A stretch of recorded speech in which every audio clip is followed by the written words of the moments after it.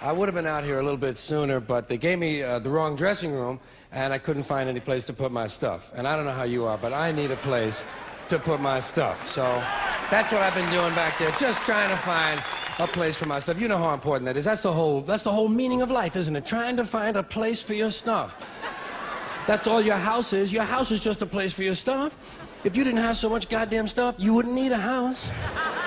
You could just walk around all the time. That's all your house is. It's a pile of stuff with a cover on it. You see that when you take off in an airplane and you look down and you see everybody's got a little pile of stuff. Everybody's got their own pile of stuff. And when you leave your stuff, you gotta lock it up. Wouldn't want somebody to come by and take some of your stuff. They always take the good stuff. They don't bother with that crap you're saving. Ain't nobody interested in your 4th grade arithmetic papers. They're looking for the good stuff.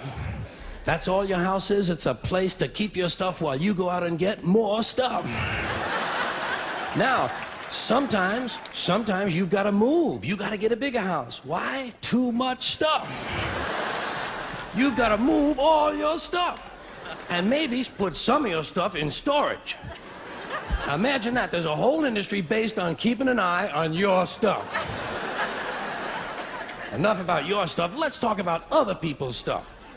Did you ever notice when you go to somebody else's house, you never quite feel 100% at home? You know why? No room for your stuff.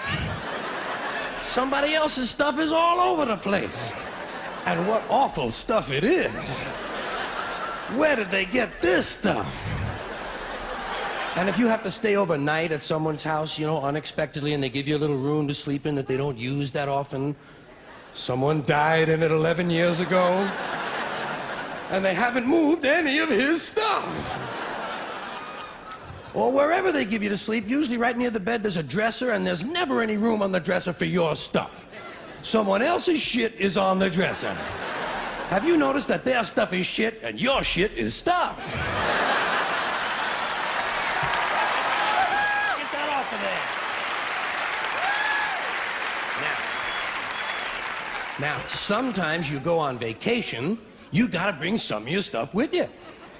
You can't bring all your stuff, just the stuff you really like. The stuff that fits you well that month.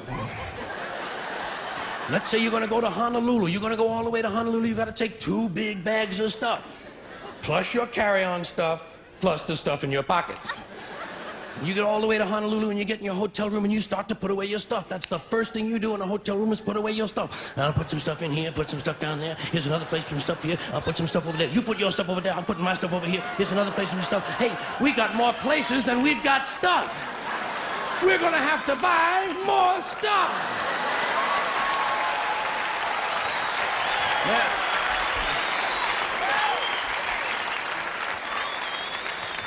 And you put all your stuff away, and you know that you're thousands of miles from home, and you don't quite feel at ease, but you know that you must be okay because you do have some of your stuff with you.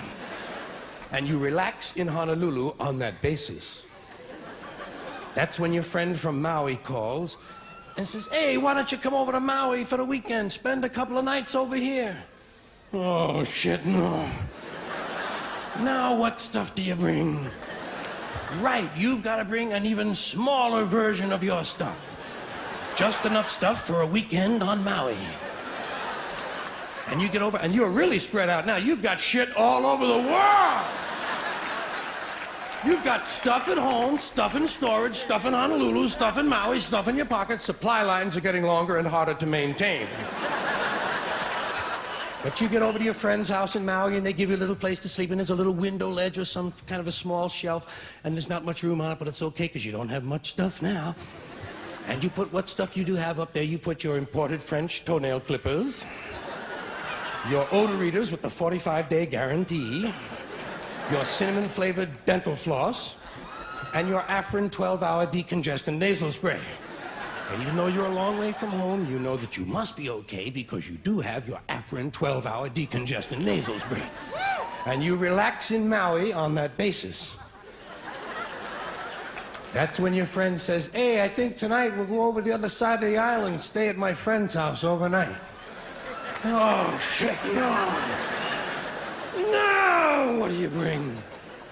Now you just bring the things you know you're gonna need. Money, keys, comb, wallet, lighter, hanky, pen, cigarettes, contraceptives, Vaseline, whips, chains, whistles, dildos, and a book.